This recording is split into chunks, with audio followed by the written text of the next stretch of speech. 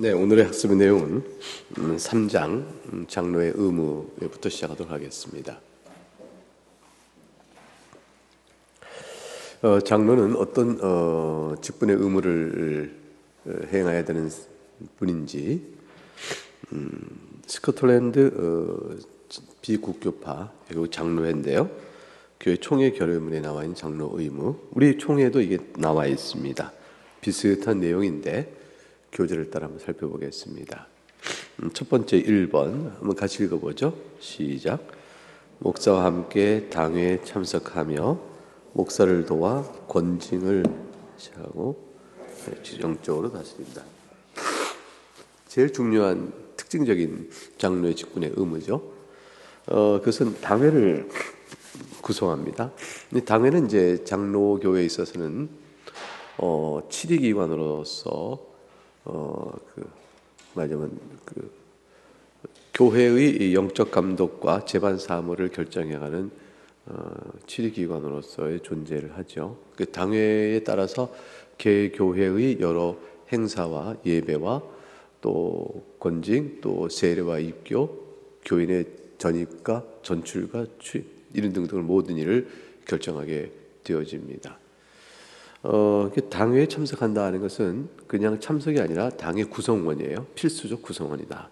목사님이 혼자 있으면 당의 구성을 못합니다. 당회는 반드시 목사와 장로로 구성되어야 되고, 그리고 목사 홀로는 교회가 장로님이 세우지 않았을 때를 이제 우리가 미조직교회라고 그럽니다. 조직이 아직 다 갖춰지지 않았다. 당회가 없으면 조직이 없는 교회가 되는 것이고요. 당회가 있을 때 비로소 조직이 된 교회다 이렇게 볼 수 있습니다. 우리나라에 여러 교회가 있는데 그 중에 아마 절반 이상은 미조직 교회 형태로 되어 있죠. 미조직 교회 조직이 되려면 교인이 30명 최소한 이루어져야 합니다. 정기적 출석자로 25명 헌법은 25명인데 보통 30명은 되어야 장로님을 이제 세울 수 있는 기본적인 교회 구성비가 되어집니다. 그러니까 이제 우리나라의 이제 60% 정도가 미자립교회다 할 때 재정적 자립이 안 되기도 하지만 대개 이제 30명 미만의 교회가 이렇게 많다라는 것이죠. 그래서 그러한 교회들은 실제 60%가 30% 미만이라고 할 수는 없는데 그러나 30% 미만인 교회는 이제 장로님이 계시지 않다. 미조직 교회가 되어진다 할 수 있습니다. 그 조직을 해 나가도록 애를 써야 하는 것이에요. 그래서 목사를 도와 권징을 행사한다. 이 권징을 목사를 도와한다는 얘기는 목사 혼자 못한다라는 의미가 있는 거예요. 이게 장로직의 필수성을 얘기하고 있는 겁니다. 여기서 표현이 참석하며 돕는다니까 마치 참석하지 않아도 돕지 않아도 당연당하도록 권징 행할 수 있는 것은 보이지만 그렇지 않아요.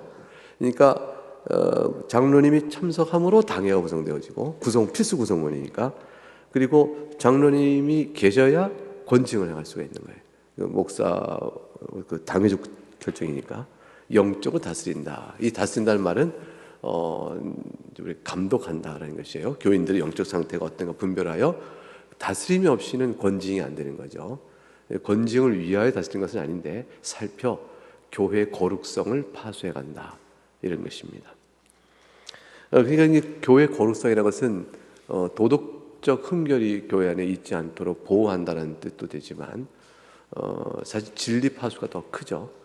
그래서 오염된 왜곡된 가르침이 교회에 가르쳐지거나 행해지지 않도록 살피고 또 신자로서 덕이 되지 않은 일들이 습관적으로 교회 안에서 되어지거나 분열, 조장, 갈등 이런 걸 일으키는 일들을 이제 다스리게 되어지는 거죠. 그 다음에 두 번째로 그렇게 되어지니까 개교인들의 도덕적인 면과 영적인 면, 삶과 말씀이죠. 공적 규례에 참석하는 여부, 공적 규례인 것은 예배와 성례가 되어집니다. 예배와 성례에 참석하는 일. 그러니까 유아 세례를 주어야 될 나이가 되었는데 유아 세례를 신청하지 않는 경우는 공적 규례에 참석해야 될 신자의 의무를 행하지 아니하므로 장로님이 묻게 되어 있는 거예요. 귀화의 자녀가 유아 세례를 받을 적정기가 되었는데 2세 미만에 받게 되어 있거든요. 그러니까 이제 그때의 유아세를 주어 언약의 자손으로 편입을 이렇게 받아들이는 공적인 선포가 있어야 돼요. 그런데 어찌하여 그러지 않는가? 이걸 이제 묻는 일이 있어야 되고, 또 세례를 청원하여 받을 만한 성장을 이루었는데 그렇지 아니할 경우 왜 그런가 살펴 그 아이의 신앙을 격려하는 일이 필요하고요. 개인의 신앙 상태, 예배를 습관적으로 결석을 하거나 기타 여러 교인과 협력하고 교통하는 일에 관심을 보이지 않거나 가족의 신앙 상태 등을 주의 깊게 살펴서 교회 전체적으로 영적 상황을 살피고 돌보는 일을 하는 것입니다. 세 번째는 자기가 섬기는 교구다. 그럼 이제 장로님이 여러 분 계시면 서로 일정한 범위를 나누죠. 과거의 교구는 다 지역별로 교구가 나눠요. 우리의 지역에 바탕을 둔 구역이 있고 구역을 좀 합치면 교구 이렇게 얘기하듯이 병든 교우를 때도 신방한다 이랬어요. 환자 신방을 하여 환자의 몸의 상태의 회복을 위해 기도해주고 그 질병과 싸우고 있는 심령의 연약함을 말씀으로 이렇게 권면하여 위로해주는 일들을 한다라는 것이고요. 네 번째, 청소년 신앙교육을 감독하며 목사를 도와 인침이 되는 규례에 참여할 결정한다. 이게 이제 인침이 되는 규례라는 것은 이제 결국 세례인데, 유아세례 받은 사람은 입교가 되어지겠죠. 거기에 참여할 자격을 결정한다. 그러니까 과연 입교 또는 세례 받을 만한 사람인가에 대한 판단을 당회가 하는데 그 일을 이제 장로님이 목사와 함께 하는 것이라 이렇게 되어 있습니다. 다섯 번째, 자신의 교구 안에서 진행되는 기도와 성경 읽기와 멤버들 간의 친교 모임, 그러니까 이제 구역 모임 또는 구역 리더십 모임 이런 등등에 있을 때 거기에 참여하여 격려하고 권장하고 교제가 잘 이루어질 수 있도록 돕는 일들을 관심 있게 바라본다라는 것이 되어지겠죠. 이 중에서 이제 그 장로님에게만 본질적이 주어지는 법적인 책임이 이제 1번 그리고 2번 같은 경우 이게 4번, 5번 다 법적인 책임이죠. 근데 이제 그 4번 같은 경우 그런데 이제 3번과 5번 같은 경우는 장로님 외에도 뭐 권사님이나 집사님들도 형편을 돌아보아 신방을 가고 또 여러 친교 모임이나 영적인 사귐의 교제 모임 속에 그것이 잘 돼도 북돋는 일들은 모든 직분자들은 다 감당할 일인데 그냥 책임이 장로님의 책임 중에 중요 요소로 언급이 되고 있는 것입니다. 이 5가지 사역을 이제 중심으로 생각할 때에 그 일이 쉽지 않다라는 것이죠. 22쪽에 보게 되면 매우 불리한 여건 속에 일한다. 왜냐하면 첫째는 먼저 내가 어떤 일을 해야 되지라는 이런 일반적인 지금 5가지 내용만 있지 이 내용을 해가는 세부적인 지침들은 어디에도 없어요. 이걸 지침을 안 정해놓습니다. 왜냐하면 지침을 정해놓는다는 자체가 교회마다 상황이 다 다르고 개인의 형편이 다를 수 있기 때문에 원리가 이렇고 이런 방향에서 일을 하십시오라는 거예요. 그럼 이 일에 따라 나는 무엇을 했는가를 스스로 자원하여 상황에 맞추어 장로님 본인이 결정을 하고 해야 되는 일이에요. 그 일을 이제 목사와 의논해서 하면 되겠죠. 그래서 네 번째 줄에 각 장로는 자기 눈에 옳게 보이는 일을 하도록 맡겨진다. 이제 직분의 행함에 있어서의 자율성과 그다음에 뭐냐면 여유성이에요. 그래서 이제 이 직무를 세부 지침을 줘서 1, 2, 3, 4, 5, 6, 7 이걸 내가 했나 안 했나 했나 안 했나 이렇게 따져서 그렇게 계산하는 직분이 아니라는 거죠. 근본적으로 행위적 규칙성의 직분이 아니고 영적으로 돌보는 일이기 때문에 심령에 자원하여 자신이 볼 때 선하게 보이는 일을 하는 것이죠. 그래서 확실히 정해진 사역의 계획을 미리 도출한다는 것은 상황의 변화성을 생각할 때 쉽지 않은 것이고요. 따라서 이렇게 뚜렷이 지침이 있으면 나 그거 하면 돼 라고 쉽게 생각하신 분에 있어서는 조금 경험이 없으니까 무엇을 해야 되지? 라는 말에 있어서 조금 답답함을 느낄 수 있고 또 뭘 할 줄 몰라 못하겠다 라는 역량의 제한을 느낄 수도 있지만 그러나 자율성과 여유성을 갖는다는 것은 더 중요하다 하는 것이죠. 그래서 이건 조금만 뭐 관심 있고 마음을 다해 주님 앞에서 기도하면서 하다 보면 사실은 해야 될 일이 떠오르게 돼 있어요. 사실 그 기도가 중요한데 그냥 생각하면 떠오르지 않는데 이제 주님 앞에 기도하며 형편을 놓고 기도하다 보면 이렇게 생각이 떠오릅니다. 그리고 상황들이 보이게 되고요. 또 눈에 띄게 되는 일이 나타나요. 그래서 이제 주 앞에 기도하며 그 일들을 이 5가지 원리의 범위 안에서 찾아가서 행하는 것이 되겠습니다. 당에서 이제 당에 모일 때 장로님이 이 5가지를 다 하셨냐? 내가 어떻게 한 달에 한 번 당회를 정기적으로 한다라고 예를 들어서 한다면 지금 뭐 그럼 난 5가지를 어떻게 했냐고 보고하고 듣고 하는 줄은 없어요. 1항 어떻게 하셨습니까? 2항 어떻게 이렇게 이거 관련해서 무엇을 하셨습니까? 이렇게 책을 하는 사람 아무도 없어요. 그건 주 예수 그리스도께서 보시는 것이고 누가 누구에게 일을 했냐고 체크할 사람은 없습니다. 그런 건 없는 거고요. 다만 이제 의논할 일들을 내놓게 되는 거예요. 사역의 결과로 의논할 일들을 내놓게 되고 함께 기도하게 되는 것이지 보고를 하는 일은 없습니다. 그러니까 이제 예컨대 여러분이 뭐 공동회다. 목사는 무슨 일을 했느냐, 장로는 어떤 일을 했는지 보고하라. 그 직무 보고 그거 없잖아요, 순서에. 없죠, 그렇죠? 한 달 동안 우리 장로님께서 장로 조경 보고합니다. 나는 장로로서 이렇게 보고하는 거 없잖아요. 이게 다 없는 이유가 뭐냐면 이 이치 때문에 그런 거예요. 이런 것은 그렇게 되는 일이 아니다. 교회 사무는 마찬가지예요. 그래서 모든 재직일도 다 권사님도 다 마찬가지입니다.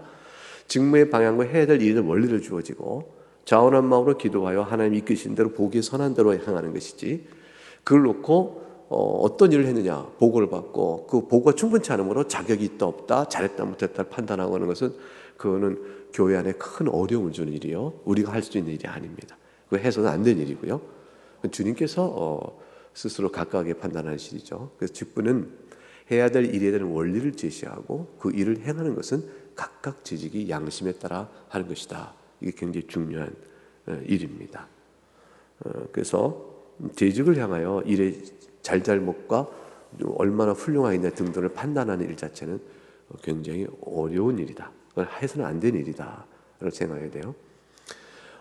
이제 아까 영적으로 도덕적으로 얘기했잖아요. 그러니까 도덕적으로 흠이 있거나 진리에 어긋난 일일 때는 판단이 들어가요. 그게 이제 권징의 절차예요. 그걸 이제 당회가 지어지는 것이죠. 그런 일의 능률 또 얼마나 많은 일 이런 것은 아닌 거죠. 성격이 많이 다른 것입니다. 그 다음에 이제 22쪽 밑에 세 줄 보게 되면 교우는 언제 신방해야 되냐? 교인들 형편을 보게 좀 찾아가서 상담도 하고 뭐 가정 신방도 있지만 뭐 때때로 직장 신방도 있는 거죠. 직장 앞에 있는 근처의 카페에서 차 한잔 나누고 그건 30분도 되고 20분도 되는 것이죠. 그렇게 언제 하면 좋은 것이냐 이런 것들은 딱히 정해진 규칙은 없다. 자기 평일에 감당할 업무를 어떤 장로님이 말하기를 나는 일할 시간을 알려준 벨이 울리지 않다. 벨이 울려서 학교 수업 시간에 종치면 수업하고 종치면 끝나고 이런 식으로 되어지면 좋은데 이거 온오프가 없는 거예요. 언제 어떻게 하는 것인지. 그런데 장로의 사역을 알리는 벨은 아예 울리지 않는다. 심지어도 주일에도 울리지 않는다. 그러나 울리지 않기 때문에 언제 할지 몰라서 안 하는 게 아니라 뒤집어 얘기하면 언제든지 본인이 하면 벨이 울리는 거예요. 할 수 있다. 날이나 시간은 정해져 있지 않다.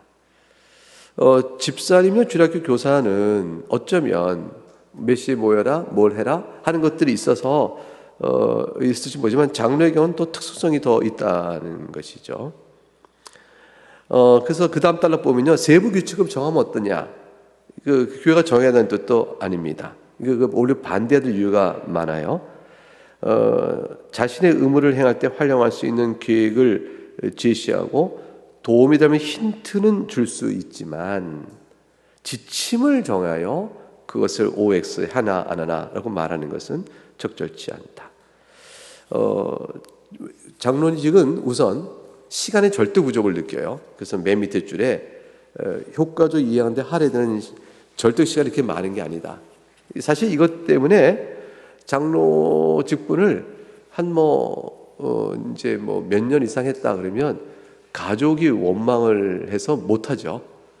우리나라는 이제 참 그렇게 안 하는데 의무의 짐이 원래는 매우 커서 생업 반드시 전력을 다해서 해야 되잖아요.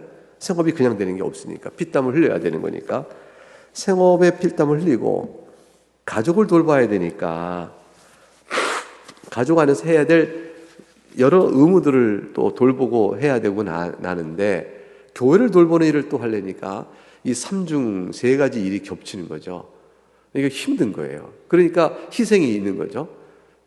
생업의 일에 약간의 조정을 해야 되나, 또 가정의 일에 양해를 구하는 일들이 있어야 되거나, 그 틈을 열어서 교회를 섬겨야 되니까 굉장히 힘든 거죠. 잠을 줄이기도 하고 생활에 또 빈틈을 써야 되고 또 자신의 편의와 쾌락을 위한 시간들은 또 줄여야 되고, 이런 일도 고단한 그 섬김의 헌신의 압박이 오는 것이죠. 그러니까 그 삶의 즐거움을 다른 데서 찾는 사람은 절대 못하는 일이에요.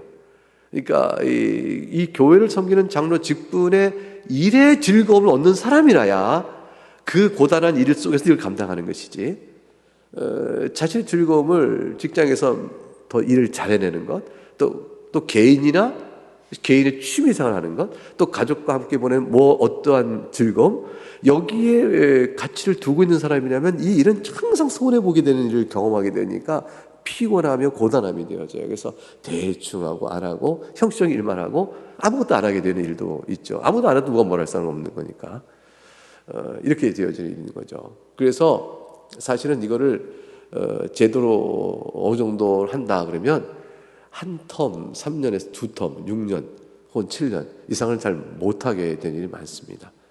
심의 기간을. 그래서 가족들의 반대가 너무 심하고 그래서 못한 일이 참 많죠. 그래서 어떤 분이 이제 제가 얘기 나눴는데, 이것은 직분자예요. 집사를 내가 6년을 했다. 근데 도저히 가족들이 반대해서 집사직을 다 내려놓게 되어졌다. 그런데 그 다음에 이제 직분자 세우는데 장로가 되어졌다.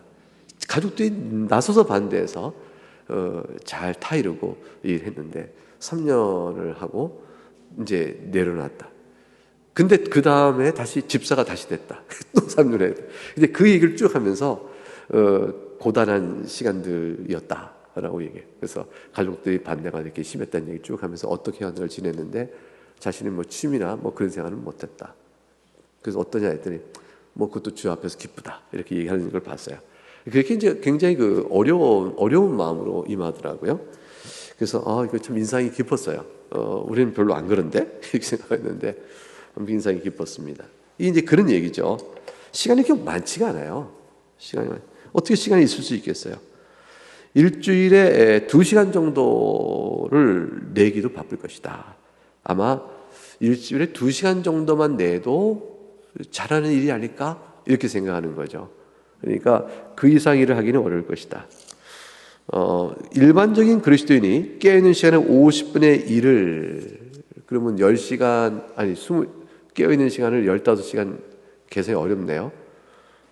이게 뭐래요? 사실 분수는 어려워요. 더하기 빼기 쉬운데. 자, 그래서 중요한 것은 가족의 일이나 직장 일에 너무 지나친 폐해가 되지 않도록 하는 범위 내에서 교회 헌신을 하는 것이니까 그런 만큼 쉽지 않다.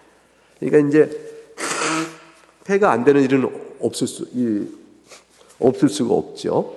그게 조정을 하는데 지나친 폐해가 되지 않는다. 그래서 뭐 가족이 모여서 무슨 뭐 생신이다. 난 못 간다. 교회 일 때문에. 이렇게 되면 힘들어지기 시작하는 거죠. 이제 뭐가 있다. 가족의 큰 중요 행사가 있거나 또 특별한 의미 있는 일인데 이것 때문에 못 한다. 그게 자꾸 마찰이 되고 상처들이 있게 되어지니까 교회 일에 대해서 이제 고개를 흔들게 되는 거죠. 이단들이 이제 교인을 끌어내 헌신시킬 때 가정을 다 거의 버리게 하잖아요. 이게 주의 일이고 이건 세상 일이라는 식으로 굉장히 잘못된 일이죠. 교회 직분의 일은 그런 개념이 없어요. 잘못된 일이다. 하나님 나라를 세워가는 일에 있어서 일의 열심은 중요하지만 사역자로 전적으로 헌신하는 사람은 그것이 자기 업이 돼버려요. 그래서 그 일을 하는 거예요. 목사는 그 일을 하는 거죠. 그러나 우리 교인들이 장로요 집사요 권사 섬기는 일은 그렇게 하는 일은 아니다. 그렇게 하도록 요구될 수도 없는 것이고 적절치 못해요. 하나님 나라의 원리에 맞지도 않습니다. 삶 속에서 재반일들이 주의 교훈에 따라 하는 일과는 다른 것이죠. 자, 그래서 이 책은 각 교구에서 도움이 됐던 여러 방법들을 모아서 조금 아이디어를 주거나 조언을 주는 정도의 일을 해보겠다라고 이제 목표를 밝혔습니다. 넘어가서 4장을 보겠습니다. 그러면 그 3장 맨 마지막 문장 한번 봐야겠습니다. 위에서 보게 되면 모든 얘기 모든 모습이 되어 아무쪼록 몇 사람이 더 구원할 수 있도록 독창성을 발휘하자. 그대 어떤 식으로든지 이게 중요한 겁니다. 성경의 말씀과 상식에 부합되게 하라. 이거죠. 성경의 말씀과 상식에 부합되게 하라. 제일 중요한. 아마 지난주에 공부했던 내용도 다 마찬가지예요. 말씀의 교훈의 뜻에 따라 상식에 일치하게 하라. 그래서 특이하네. 뭐가 좀 거북스러워. 엉뚱한데 이런 느낌을 주는 형태로 하지 말아라 라는 것이 되어집니다. 4장 장로의 담당 교구에 대해서 보겠습니다. 담당 교구의 크기는 얼마나 해야 될까? 너무 작으면 과소평가하기 쉽다. 아마 이거 보면 1달란트 받은 사람은 땅속에 묻어버리잖아요. 자기 책임이 작으니까 과소평가했나? 이런 생각이 얼른 들 수 있죠. 너무 크면 나 못해 싶어서 제대로 막 부담을 갖고 스트레스를 받게 되어지겠죠. 적절한 교구의 사이즈는 어디냐면 그 관할권을 적절하게 보는데 그게 이제 그 장로의 그 노회 안에서 장로 이제 선출할 수 있도록 허락을 받아요. 그러면 우리 같으면 이제 장로님이 계시니까 올 이제 가을 노회 때 증선 허락을 받아야 합니다. 그 증선 허락을 받을 때 교회 전체의 구성원 수가 얼마며 현재 장로님은 계시냐 안 계시냐 몇 분 계시냐에 비추어 비례적으로 증선에 대한 허락이 이루어지거든요. 그런데 뭐 교인이 30명인데 우리 장로님 5분을 세우겠다 이러면 노회에서 허락이 안 나요. 그건 그렇지 않다. 그래서 이제 일정한 비율인데 헌법의 보통 기준은 25명 정도의 30명 범위로 보니까 그 범위 내에서 이제 장로 증선을 요청하게 되어지고 세워지게 되어집니다. 그게 장로님이 담당할 교구의 범위 사이즈가 이거보다 크고 넘어가서는 어렵다라는 이해 때문에 나온 것이죠. 그러니까 사역을 기초로 나온 것이지 누가 왜 그런 수를 정했느냐 임의로 정한 게 아니거든요. 모양이 좋지 않냐 그게 아니고 그런 맥락에서만 가능하기 때문이다. 그 27쪽 아래 보면 회중이 큰 경우에는 적절한 능력에 따라 교구 대신에 교인을 위한 주일학교나 교구 선교 활동에 대한 감독, 하인들의 관리, 이건 뭘 번역한지 모르겠어요.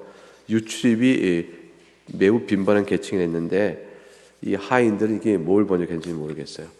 그 다음에 과부나 고하 또는 지방에 올라오는 학생들이나 젊은이들 보살필이 같은 업무를 맡을 수 있다. 흥미롭죠? 과부나 고하는 알겠는데 지방에서 올라오는 학생들이나 젊은이들 이게 뭐냐면 거주지가 없는 방문자들이에요. 그래서 이제 우리 교회 출석하는데 이 학생이 대학이 여기 있다 보니까 그 학교 출석에서 교회 이렇게 나오는 경우 있잖아요. 그 교회 학생들은 나그네와 똑같단 말이에요. 그러니까 돌봐주는 거죠. 지역에 전착하고 살아가는데 어려움이 없는가 이런 일까지 돌보는 일이라 할 수 있어요. 그러니까 교구를 돌보는 형태의 장로 사역도 있지만 어떤 장로님들은 교구를 돌보는 일보다는 이런 사역의 형태로 거기서 이제 교인을 돌보는 형태로 맡길 수도 있다라는 것이죠. 이때의 사역 형태는 돌봄이죠.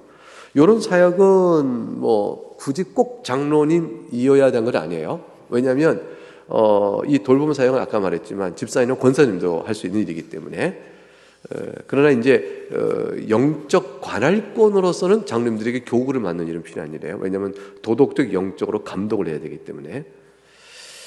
그래서 섬기는 일과는 조금 다른, 그러니까 살펴주고 사랑을 나누는 일과는 조금 다른 형태의 장로적 직무를 의식하고 하는 말입니다. 그러니까 이명이나 이직이 있을 때 28쪽에 보게 되면 넷째 줄 새로 회중에 추가되는 사람이다. 저리 보는 분이죠. 일해 오는 분이에요. 한 교회에서 다른 교회로 옮긴다. 같은 교회에서도 이제 지역이 달라지거나 교회가 바뀐다. 그러면 담당 장로가 책임자에게 알려주고 또 어떤 분이었는지 이런 거 알려주고 성찬식 있을 때 참여에 빠지지 않도록 알려주고 이걸 무시하게 되면 교회는 재정 손실도 있고 친구가 많은 교인들이 가족들이 교회에 연결되지 못한 채 교회 멤버십에 대한 소속감이 없이 그냥 있지 않도록 배려해주는 일.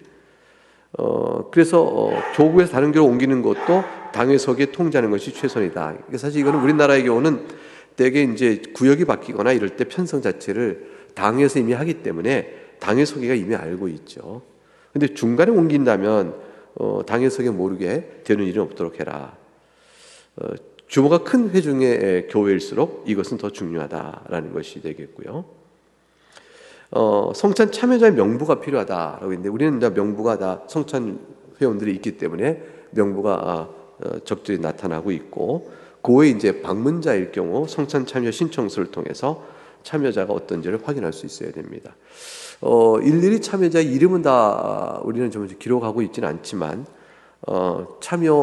성찬 참여 인수는 우리가 교회에서 기록을 하고 있습니다. 가능하다면 참석자의 면발 목록도 이제 작은 교회일 경우는 늘 관리를 해왔습니다. 그래서 성찬 참여자의 명부를 미리 밝혀주는 것은 교인들에게 알려주는 거죠. 본 교회 다음 주에 다음 주에 성찬식이 있습니다. 성찬에 참여할 본 교회 회원 성찬 참여 회원들의 명부는 다음과 같습니다. 이 외에 그렇게 명부를 알려주는 거죠. 이게 사실 어떨 때 필요한 거냐면 권징에 의해서 수찬 정지가 있을 때. 그래서 이제 우리 교인 중에 문제가 있어서 성찬에 참여를 이제 당회가 금지시키는 권징을 내렸을 때, 되게 어떤 분이 그렇게 받게 되면요, 고집하여 당회의 권징을 거부하는 사람에게 나타나요. 어떤 잘못이 있는 사람에게 수찬 정지가 되는 것이 아니고 잘못을 인정하고 회개하여 주의 은혜를 구하는 자에게는 수찬 정지가 안 들어가요. 왜냐하면 수찬 정지랑 성찬에 참여해서 제외시킨다는 것은 교회 회원으로서 더 이상 보지 않는다는 얘기거든요. 이건 굉장히 심각한 권징이에요. 가장 무거운 권징 중에 하나예요. 그거 수찬 정지에도 불구하고 끝까지 거부하게 되면 교적을 지우는 경우가 있어요. 그러면 이제 출교가 돼버려요. 근데 교적에는 이름이 있으나 관할 안에 들어와 있으나 권징의 대상 가운데서 아직 회개치 아니하고 그럴 경우는 이제 수찬 정지가 되어지는 경우가 있는 거죠. 그러나 돌이켜 회개하고 당의 치리에 따라서 권징을 수용하며 자신 앞에 은혜를 구하는 사람에게는 그 수찬 정지 문이 안 닫혀요. 그건 열어줍니다. 그래서 그러한 맥락 속에서 교인들이 알게 하는 거죠. 이렇게 쭉 그래서 성찬 참여자의 명부가 나온다는 것은 그런 의미가 있는 겁니다. 그래서 가족 구성 한 장의 교구 명부에는 29조 성찬 참여자는 물론이고 그 자들의 자녀 구성원들이 전부 다 포함되어 있다고요. 그리고 요구하는 기록, 교인 명부 기록들이 쭉 있어야 된다. 장로 및 신방록이 필요하다. 이거 임의로 되게 필요하고 언제 어떻게 할 것이냐라는 일들은 필요하다. 그러나 또 하나 일거리 만들지 마라. 이 자체를 일거리 삼아서 통계를 만드는 일이 여러 가지가 많아져서 일거리 되면 이 자체가 또 피곤한 일이에요. 굳이 그럴 건 없다. 꼭 필요한 일들만 유용하게 하면 될 것이요. 그것도 형식이 거창할 필요는 없다라는 것이죠. 가능하면 모든 회중의 멤버를 장로, 개개인은 교구에 맡은 범위를 넘어서 다 알아야 된다. 그게 당에 논의될 때 A라는 교인에 대해서 논의가 될 때 모르는 장로님 있으면 아니고 더 아는 게 좋다. 안다는 것은 뭐예요? 얼굴만 안다는 것이 아니고 형편과 처지도 사실 아는 것이 중요하죠. 규모가 너무 크면 이게 어렵죠. 그래서 이제 개혁교회의 일정한 그 집회 규모의 사이즈를 250명, 보통 300명 안 넘는 범위에서 이제 교회 분할을 자꾸 하려는 이거 뭐냐면 너무 크면 이 직무가 잘 안 이루어져서 이제 그렇게 해 가는 일이었어요.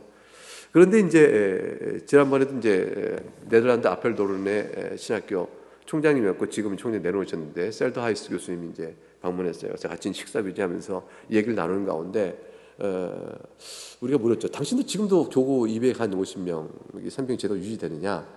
그러니까 훨씬 작은 교회가 많아서 우리 그런 걱정 안 한다.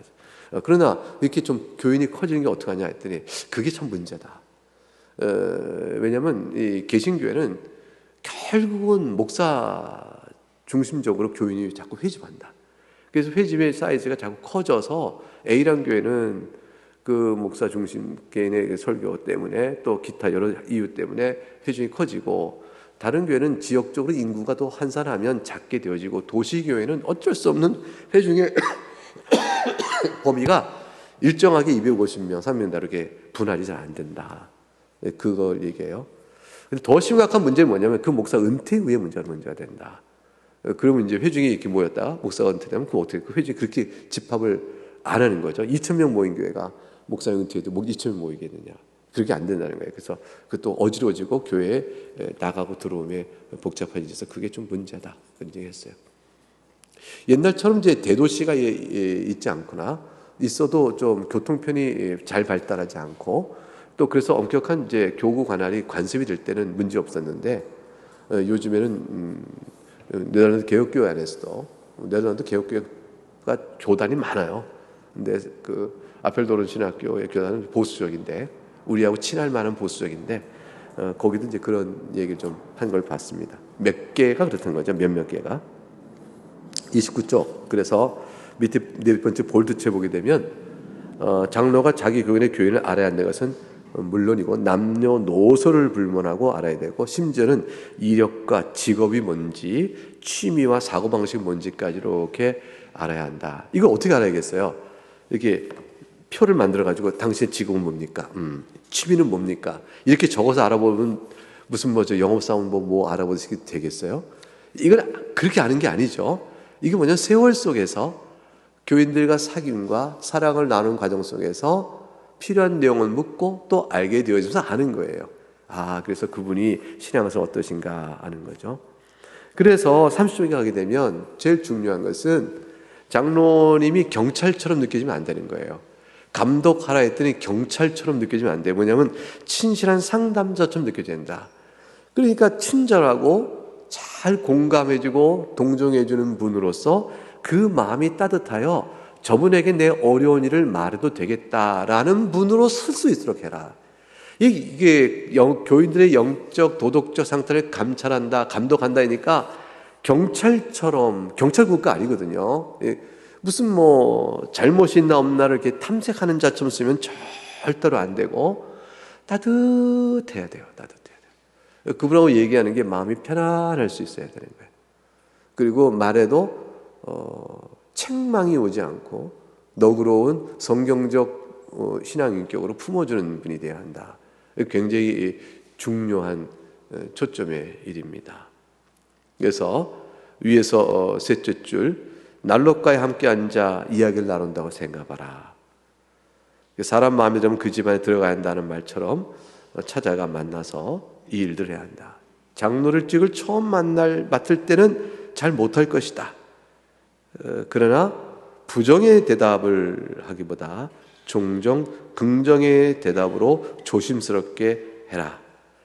밑에 셋째 줄, 장로라 하여 난 너보다 더 거룩하다 라는 식의 태도나 마음을 갖고 교인을 대하면 안 된다. 오히려 교인을 사랑하는 주님의 마음을 헤아려 주께서 당신을 사랑하여 오늘 이렇게 교인을 세운 형제요 지체이니 당신의 영혼의 유익을 위해서 그리스도 앞에서 우리가 어떻게 살 걸 서로 나눠보십시다 라는 것이고, 대화의 주제는 피상적인 대화가 아니고 구체적인 주님의 마음을 품고 대화를 나눠야 한다라고 되어 있습니다. 그래서 위에서 넷째 줄, 여섯째 줄 31절 보게 되면 이거예요. 하나님의 자녀들은 마음을 열 대상을 필요로 하는데 그분을 바로 장로님에게서 발견될 때 하나님 앞에서 얼마나 감사를 하겠느냐라는 것이죠. 이거는 장로 직분의 얘기지만 사실은요, 어때요? 집사님이나 권사님이나 모든 성도의 교통에 똑같은 이치죠. 이런 마음을 다 해야 되는 거예요. 해야 되는데 교인들 직분자라면 똑같이 일을 다 해야 되는 거예요. 해야 되는데 장로님에게는 더욱더, 왜냐하면 감독의 책임 때문에 이 내용이 더욱더 절실하다. 이걸 얘기하고 있는 것이죠. 덕으로 세운 것이 아니고 책임으로 다가오는 부분이 있는 거예요. 그런 부분을 알아야 될 부분이, 덕으로서는 뭐 마땅히 모든 성도가 해드리고요, 또 집사나 권사님도 덕으로는 마땅히 해드리지만 장로님에게는 직분의 책임으로서도 이 일을 의식하고 해야 한다라는 것이죠. 그래서 20년, 30년, 40년 동안 서로 대화를 나누는데 영혼과 관련된 대화는 전혀 못했다 하면 이 얼마나 소극적이고 나약한 모습이겠는가라는 것입니다. 그래서 밑에 둘째 줄, 어느 장로님이 종종 방문은 해주지만 영혼의 상태에 있어서는 숨김없이 말한 적이 한 번도 없어요. 내가 그분에게 마음을 내어놓을 수 없습니다라는 상태가 되어지면 무슨 의미가 있는 일이겠느냐. 그러니까 본질상 마음을 열 수 있는 관계 형성이 있어야겠다라는 것입니다. 32쪽 가서 너무 당연시하지 말라. 이게 무슨 말이냐면 다른 누군가의 의를 통한 구원, 예수 그리스도의 의로 말미암아 구원을 받는다는 말이 너무 낯설다. 이게 기본값으로 우리에게는요, 은혜로 구원받는다, 그리스도의 의를 내가 전가받아서 그래서 의롭게 된다는 것 자체는 공짜로 받는 것 자체가요, 이게 이해가 잘 안 되는 일이에요. 이거 어려운 일입니다. 사실 다들 공짜라면 다 좋아하는 것 같지만 실제로는 그 공짜라고 말하는 것에서 구원에 관해서는 사람들이 이상하게 동의 안 해요. 좀 착한 일 좀 해야지. 그냥 아무 일도 안 하고 죄 짓다가 그냥 구원받는다고 말이 되나? 공의 감정이 발동해서 이해를 못합니다. 그래서 이걸 복음을 마음으로 받아들이는 일이 당연하다 생각하면 안 돼요. 그래서 전적인 그리스도의 은혜로 구원받는 믿음의 확실성을 마음속에 새겨주는 것, 이건 쉬워요. 찾아가서 성도답게 살아야지, 이 말이 쉬워요. 그리스도의 은혜 가운데 감사를 살자는 말이 쉬울 것 같아요. 여러분, 사실은 우리가 후자가 더 쉬울 것 같은데 사실 우리 마음속에서는요, 책망과 가르치는 일이 훨씬 쉬워요. 이게 먼저 나와요. 그래서 지적질, 가르치는 일, 선생질, 이게 저 같은 사람에게는요, 치명적인 결함으로부터 있어서 제가 공적 자리에서 여러분에게 뭔가를 말할 때는 그 일을 하도록 세워졌으니까 흠이 안 되는데, 사적인 관계 속에서 이게 나와보면요, 이게 흠이 돼버리거든요. 그래서 제일 이 성질 때문에 어려운 게 뭐냐, 가족 관계예요. 제가 가족들 관계 속에서 뭐라고 말을 하면 이게 선생질을 하고 있는 거죠. 이거는 세상에선 꼰대, 그렇게 말하죠? 뭐라고 그러죠? 맞죠? 꼰대. 그거를 하는 거죠. 이렇게 돼요. 그래서 이 일이 습관이 되어 있어요. 근데 그게 아니고 듣고 말하고 은혜의 용서에 대한 공감을 일으키고 그 고백 위에서 주님을 사랑해야 될 헌신의 마음이 일어나도록 이끌어가는 거죠. 주께서 우리를 이렇게 사랑하셨는데, 우리가 용서받은 죄인인데 우리가 어떻게 서로 또 이 문제를 어떻게 바라고 나갈까 합심해 기도합시다 라는 것으로도 되어지는 거죠. 심각한 권징의 대상이 되는 것과 성도의 교통을 통하여 연약한 자를 세우는 건 다른 거예요. 서로 권면하며 아끼고 몸이 건강하게 해주는 건 다르다. 그러니까 병들어 수술할 때는 몸을 째야 되지만 몸이 체력이 약한 사람은 몸을 째서야 되겠어요? 체력한 사람은 어떻게 돼요? 건강에 좋은 음식을 먹이고 간단한 운동을 좀 해서 체력을 좀 보강시키고 이렇게 나가는 따뜻한 격려와 힘씀이 있는 것이죠. 수술 때 올릴 건 아니다. 권징은 수술 때 올리는 거거든요. 그래서 밑에서 셋째 줄, 82세에 거듭난 어느 할머니가 82세에 거듭났어. 그동안 이분은 설교를 안 들었을까? 이렇게 말했어요. 나는 매우 신실한 목사들의 설교를 60년 동안 들었어요. 그러니까 이분이 82세에 거듭났지만 60년 동안 설교를 들어온 분이에요. 근데 82세 때 거듭났다 그러네? 이게 웬 말일까? 그는 성령 하나님께서 아주 쉽게 꾸미지 않고 무슨 수사적인 표현으로 막 꾸미거나 또 고급스러운 어휘를 동원하거나 또 거추장스러운 여러 문장을 여러 복합적인 문장을 써서 하나님 나라의 모든 선포를 한 것은 하나도 안 들어왔다. 나는 그 반대로 쉽고 꾸밈이 없고 고창소리 없이 하나님 나라의 계획, 즉 복음을 가르쳐 줄 때야 비로소 나는 하나님께서 죄인을 구원하는 방법을 이해할 수 있었다라고 말하는 거예요. 그러니까 현학적이고 학문적이고 공부한 냄새가 풀풀 나는 설교문을 가지고 쫙 설교해서 지식적으로 우리 교회 설교는 그 설교문을 읽어도 몇 번 읽어야 되는 식의 그런 설교를 구사한 설교 속에서 들어온 60년 세월 동안 난 복음을 몰랐다는 거죠. 오히려. 그러니까 굉장히 중요한 거죠. 당연히 구원, 은혜 복음을 안다고 생각하지 말아라. 많은 교인들은 60년 설교 들어도 복음을 모르는 수가 있다. 설교의 문제이기도 하고, 그러므로 그 점을 주의 있게 보라라는 것이죠. 33쪽에 한 예를 들었는데 페린토시 지역의 맥도날드 박사 얘기예요. 은혜로운 말을 넌지시 쉽게 풀어 말하는 재치가 있는 분이었는데 얘가 나오죠. 서점에 있는 어떤 젊은이가 이런 외딴 곳에 오두막 사진 하나 보여주면서 이런 곳에 누가 살 수 있을까요? 했더니 그때 재치 있게 이렇게 말했답니다. 전 그리스도께서 우리 안에 계시고 우리 함께 계신다면 우리는 어디서나 살 수 있지 하고 웃으면서 이 한마디 딱 던져줌으로 인해서 복음적 메시지와 상황을 적절히 이용하여 말을 한 경우도 있다. 이렇게 관심사를 늘 두면 얘기할 틈과 기회가 있을 것이다. 이거는 이제 예화와도 관계되는 것인데 늘 말하고자 하는 바를 마음 품고 있는 사람에게는 상황에 따라 그때그때 말할 바가 드러난다. 이럴 수 있겠죠. 이런 식으로 오늘 내용 속에서 장로의 교구 부분과 사역의 부분 두 가지를 공부했습니다. 우리가 이 중에는 장로 직분에 따른 책임적인 것과 관련해서 이러이런 면을 권면하고 이해한 것이 있지만 사실은 집사와 권사에게도 적용되는 내용이요. 모든 교인에게도 적용되는 내용이죠. 우리에게는 덕으로 되는 일이 직분자에게는 일종의 책임으로 다가오겠다라는 것만 차이가 난다. 그래서 우리가 기도하며 교회를 세워간다는 일이 뭔가를 생각하면서 우리가 마음속에 기도하고 또 나아갈 것이라 생각합니다. 여기까지 하고 마치겠습니다. 기도하겠습니다.